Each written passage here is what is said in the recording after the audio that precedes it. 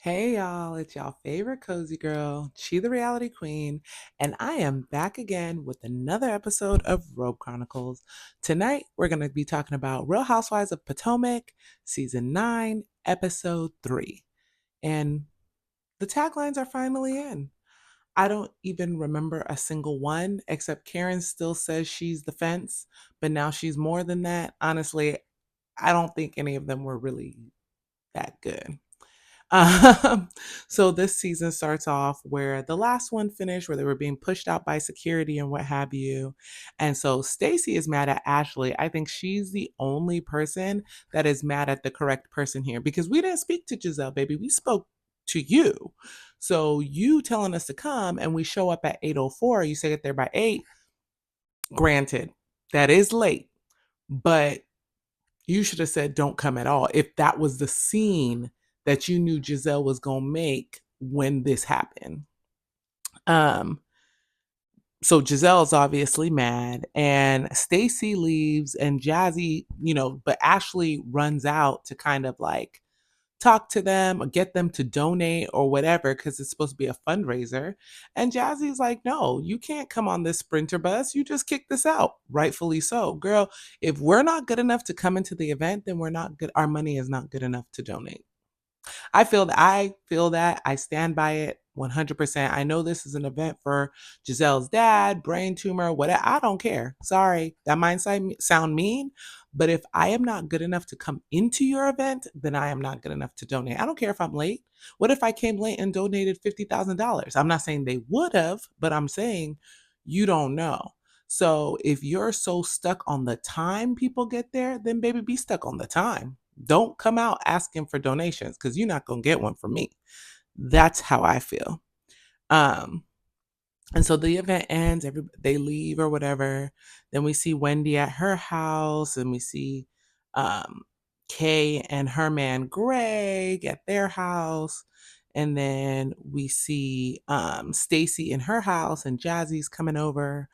And, Stacy is asking Jazzy, like, why does Giselle have security? Like, do we need security? And honestly, I think the event needs security, but we all know from that episode with Monique way back, I believe in season 5, Jizzy is extra with the little security. So for the event, yes, every event that they throw needs security because you really don't know who's going to show up. But for her to actually call the security on them to try to escort them out, wildin'. Okay, she was wildin'. Um, then Ashley makes it over to Stacy's house, and Jazzy is like, "Oh, y'all gangsters and alcohol over at GNA. Y'all ghetto. Y'all getting mad. Y'all yelling at people, calling security, causing a scene." And I'm like, thank God, because honestly, this is the second time that they've had an event that has ended in some sort of turmoil. So to try and play like they're classy or classy people, it's like, well, no, because maybe the first time, okay, it was Ashley's friend, it was who they invited, but the second time, Giselle, even okay, I'm not saying Giselle is wrong for being mad that they were there, but the scene she caused to get them to leave was bigger than them being late to the event, right? Like she could have just left it alone, but she didn't. She could have been like, "What? They're late," been upset, but not caused the scene. But she caused one and kicked them out. And so now, girl, your events, GNA events, are now known as places that get rowdy. There's no class to that brand. Um, so then, you know, Ashley is complaining about how Jazzy, like, I guess, closed the sprinter door on her. And Jazzy's like, well, I kind of reenacted it to see how it was or how hard it was. And she goes and it saw that it doesn't really hurt. Plus, it has like a safety mechanism that it reopens once it realizes that it's closing on someone or something. And Ashley's like, well, my shoulder hurts and blah, blah, blah. And I'm like, girl, shut up. Honestly, they shouldn't have brought Ashley back this season. I'm glad the girls are whacking her, but I don't. Okay, we're only 3 episodes in, so maybe she will find her purpose around episode 8 or 9. But right now, I just don't see it for her. Like your messiness is not even like funny anymore. It's just weird. And we don't care for it. Go take care of your kids. That's all I have to say. So they're kind of like going back and forth though, her and Jazzy, Ashley and Jazzy, and Karen walks in and she starts screaming, "What the F is going on?" Cuz she walked to the house, she hearing them yelling whatever. And Ashley calls her out for deflecting and Karen was like, "When no one called you out when you were deflecting when your man was pinching butts." And girl, yes. Yes, you deflected so hard because the difference between Karen's DUI and your man pinching butts was all of his, most of his actions were watched on camera. We watched him. He was weird on camera. And then y'all went to court and you're talking about, oh, we can't talk about it. Okay, but everybody saw it. We all watched it happen. Don't get me wrong. I agree Karen is deflecting, but I mean, girl, y'all are all at the end of the day, y'all are all deflectors. None of you guys are straight up about your issues, your problems, whatever. So Karen isn't doing anything that any other housewife on Potomac isn't doing. So I don't think it's a big deal. And then she calls out, Karen calls out Ashley for being shady when she was giving her those Uber cards. And, she should have removed them and returned them so Ashley could get those bunions off her feet. And I think it's so funny because when Karen deflects and she starts attacking the girls, like Karen's reads are just funny because they're really just kind of mean, but they're also very hilarious.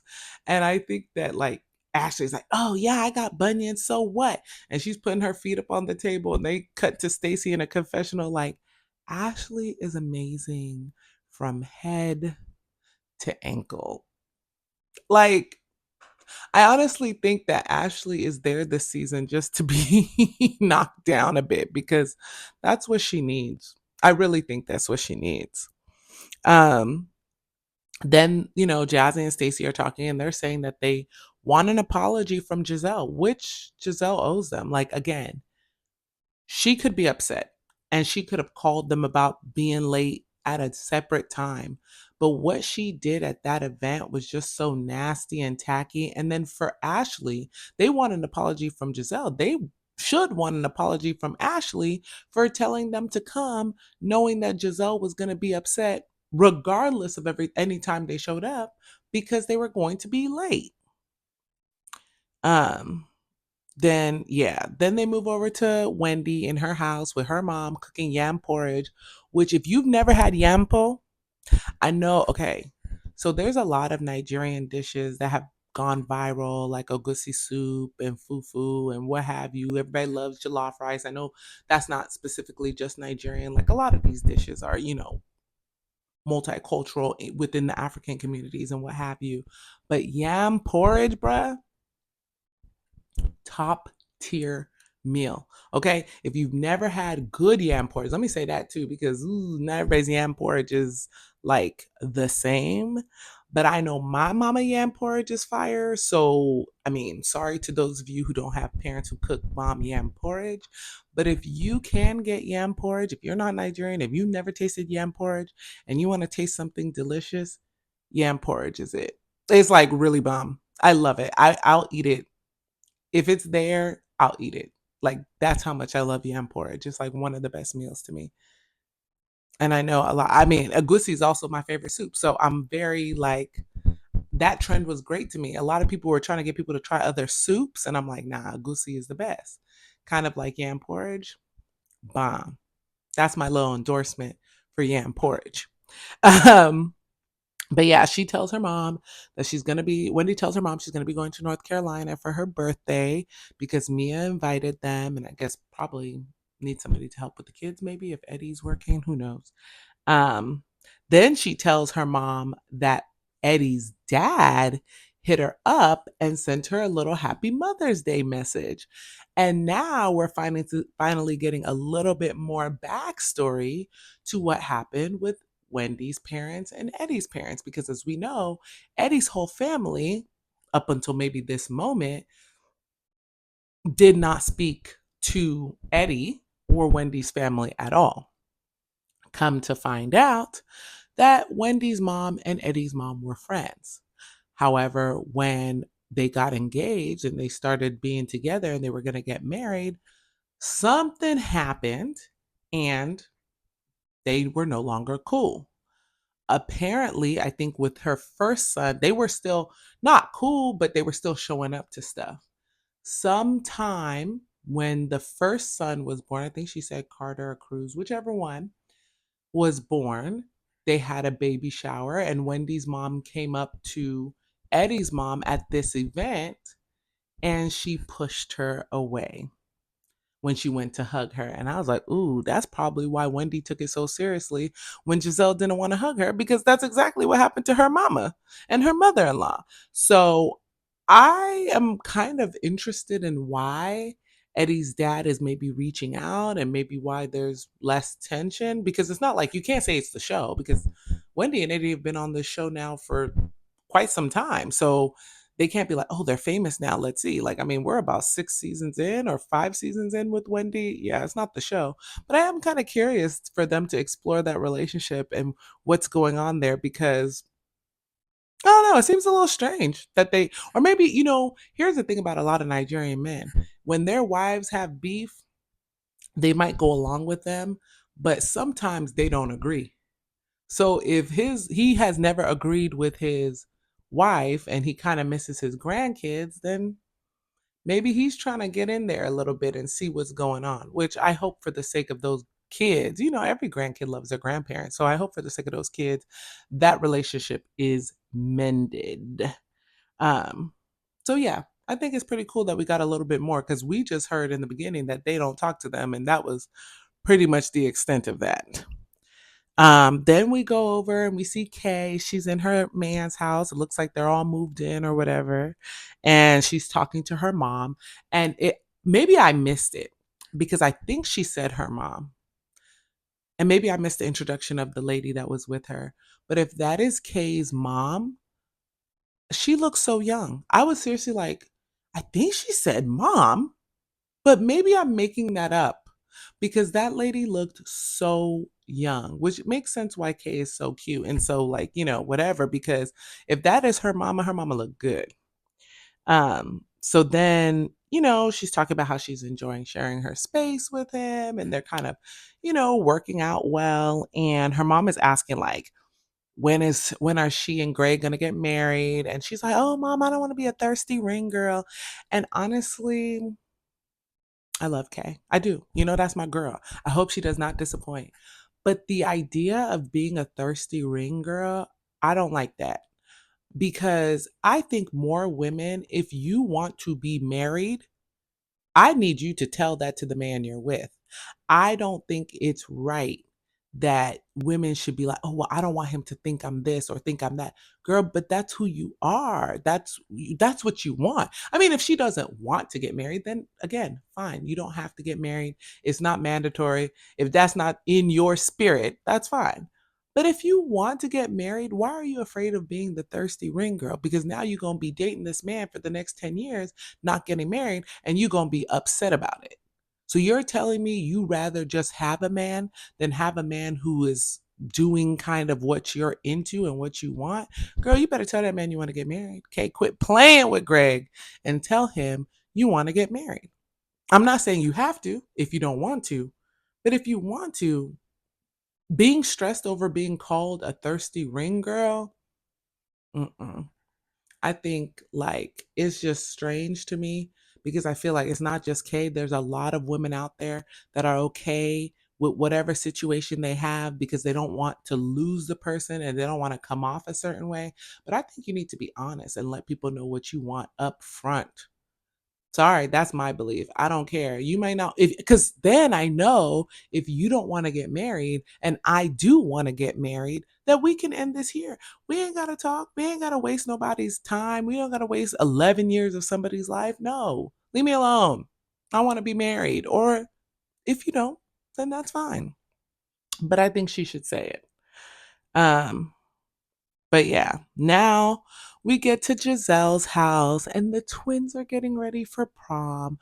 Oh my God, their dresses are gorgeous. I love the black one. I don't know who's wearing it, Angel or Adore. It's funny because they have, to me, what seems like different personalities. But if they don't explicitly, because they're not really cast members. So if they don't explicitly say this is Angel or this is Adore, then I don't know which one's which, but I loved both of their dresses. Um, and then Jamal came, which is great because he should support his children. I know he got a lot to support, but it's good that he still shows up for his oldest three. Grace is there as well. The girls are getting their makeup done. And, in the confessional, they try to be shady a little bit, asking her if Jamal has a girlfriend. I mean, which we all know Jamal does have a fiance now, I think. I don't know if he married the girl, but she was like, I'm only concerned with what Jamal does for these kids. And I mean, at this point, it's been 18 years since they've been together, or maybe less than if she was with them a little bit after the girls got a little older. But if Angel and Adore are 18 and they haven't been together since, like, it's been a while. Like, she shouldn't be worried about anything that man got going on. Um, but the girls look amazing and it looked like they were gonna have a lot of fun. So I'm excited for them. Again, they're the best part of Giselle. Giselle's working on herself, but right now those kids still the best part of her story. Okay, so now we're at Mia and Ink's. I was gonna say house, but apparently it's a Airbnb that they use because Mia feels like since G lives in their same apartment complex or whatever, that he is like, I don't know, they have to get away. And so they get an Airbnb. All I'm saying is Mia's story is not quite straight. It's not a straight story. Her stories sometimes they're little, something just doesn't make sense. Like that doesn't make sense to me. I don't know. I'm actually convinced that Mia and Ink aren't even in a real relationship because when she talks about him and posts about that man, I feel like she's trying to convince not just us, but herself that she loves Ink and he's perfect. Like to me, it just comes off so much of like a storyline. And she got someone who maybe she knows well enough that was willing to play along. And I think that's what Giselle was missing. Like when she was trying to do all those storylines about having a man and this and that and what have you, it didn't work because she didn't get people who were willing to play along. Like I think Mia just found somebody willing to play along because this is not Mia had was married before and had a kid and then she was married to G. So like for all of a sudden Ink to come back and be like, "Oh girl, like I want to be with you. Like let's come back to where we were." It's not really giving truthful. To me, it's coming off more like fake news. And so when Jacqueline comes in and she brings her kids because they're coming to celebrate her on again, off again boyfriend and the father of her children. It's his birthday and they're coming to celebrate that. And it's weird because in the confessional, Jacqueline admits that when Mia left to go to school, Ink tried to get at her, which kind of makes me confirm or it kind of confirms what I think about their relationship that it's not real. Like something about it is just so disingenuous. And I mean, Mia is already fake to me. Like I said, I get it. You want to stay on the show, you want to have a storyline. But I feel like Mia, she's doing too much and it just doesn't come off as real. And then Jacqueline admitting that he used to try to get with her. It's like, girl, can y'all stop sharing men? Like, man, what is going on? Um, but yeah, so then they're all there, Mia, her boyfriend, whatever, they're celebrating. It's a very weird celebration. But either way, Ink is talking to Jacqueline's boyfriend, and she's like, "Oh, your kids look just like you. Like that's crazy." I didn't really look that close at the kids. I didn't even look that close at the man, so I can't confirm or deny. But it's funny because the guy then asks Ink if he has any kids, and the camera's cut to Jeremiah. But I think that's raggedy because Ink has other kids. Like Ink was a whole person with a baby mama and whatever before this story started. So he should have just said yes, no shade. Um, so yeah. Then that ends and they move over to Stacy and she's with her personal trainer and her man is supposed to come meet them and he comes in and he Stacy goes to give him a hug or whatever, and it's very awkward. And he's like, "Oh, you see how awkward she is?" And he goes and he daps up the trainer, but there's a little bit of lingering that happens there that makes me question that man's intention. But then Stacy talks about, them not having sex. And she's very specific to say that he has had sex with other partners, but he just hasn't had sex with her. And now he's waiting. And no, he says, actually, not that he hasn't had it with her. She then says that he's waiting till marriage to have sex with a woman. Now, I do not believe in trying to assign people's sexuality or guess or whatever. But I will say that language was very strange. To say that he has had sex in the past with other partners, but then go on to say that he's waiting till marriage to have sex with a woman is like, so clearly you have no problem differentiating between men and women and girlfriend, boyfriend. So it was very, I think, intentional how she said partners. And if he is bisexual, I love that for Stacy for being so open and willing to accept him for who he is. But I just do think it is strange that she said it in the way that she said it cuz I was like, "Girl, he's saving himself for marriage for women, but not for men or other partners." Oh, I don't know. That don't sound too right to me, but it's not me. Good luck. I'm just gonna say good luck. That's it. That's all I gotta say about them. Um, then we see a little clip of Giselle apologizing to Mia. And then the ladies are all meeting up with Giselle for dinner. I think she called everybody together so she can apologize for her behavior, which is, I, I don't know how they got Giselle to apologize. And I think, I'm telling you, without Robin there co signing everything that she does and she says, I feel like Giselle realizes that she has to behave differently. Because if everybody's mad at you and you still have Ashley and Robin to kind of fall back on, then you're good. But I think now that she doesn't really have that, she has to tiptoe a little bit different. She has to get back good with people because what is she going to do? Only talk to Ashley? Ashley's not consistent because Ashley will also go to the other side, leaving Giselle on her own. There was a time that she knew no matter what, she had Robin. That is not the case anymore. So now she has to, I think, atone for her sins when she commits them. So she calls everybody there and she basically apologizes. And, Wendy walks in and Wendy is shocked to hear that Giselle is apologizing because, that's not the Giselle she's ever dealt with. Granted, she apologized to her this season, but it's like, girl, it took too long.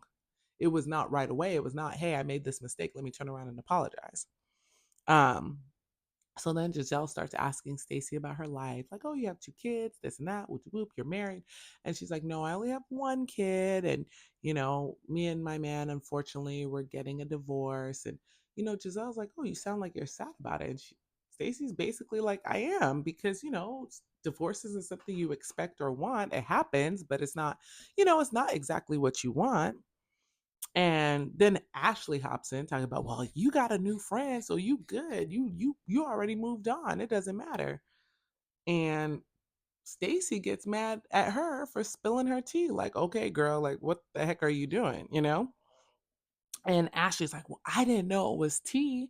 You told me, and da da da da da. And she's in the confessional, like, you call him your friend. You call Vivian your friend. Is that an issue? Is that a problem? I'm like, I feel like Ashley, when it is convenient for her, plays this really I'm so damn stupid game.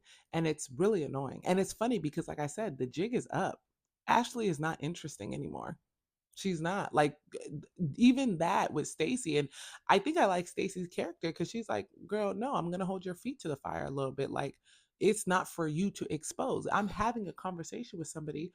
It will eventually get there. But for you to hop in and start telling my business, girl, shut up. Like, shut up. I'm sorry. Ashley is she is kind of dead in the water for me already.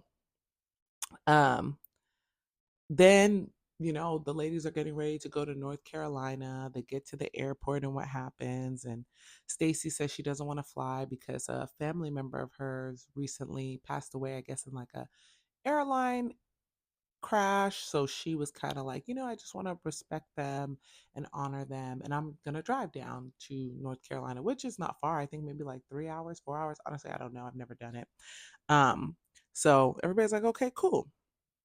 So then they're driving in the little sprinter vans to get to the hotel, or it's not sprinter vans, actually in a like in the little black Escalade because they split it by people. So Jazzy, Kay, and Ashley are in one car. Giselle, Wendy, and I don't even remember who is in another car, and then Mia and Karen are by themselves. So Jazzy and Kay are talking, and it's funny because Ashley's sitting in the car with them and they are ignoring her. Like, they are talking to each other. Jazzy, I think, is 3 years older than her man. They've been together for 2 years. Kay and her man have also been together for 2 years, and they're kind of like clicking and talking and having a little sesh. And it's funny because you could tell, like I said, it's time's up for Ashley. If she's not being messy, she is not needed. She is not useful. We do not need to see her because they were having a conversation. It was like she wasn't even in the car. And like, very obviously, like, she wasn't in the car. Um, and Jizzy talks about how she's enjoying Wendy, and they're in the car together talking. And then Mia's asking Karen, like, how do you feel? Like, do you feel like your back is up against the wall and what have you?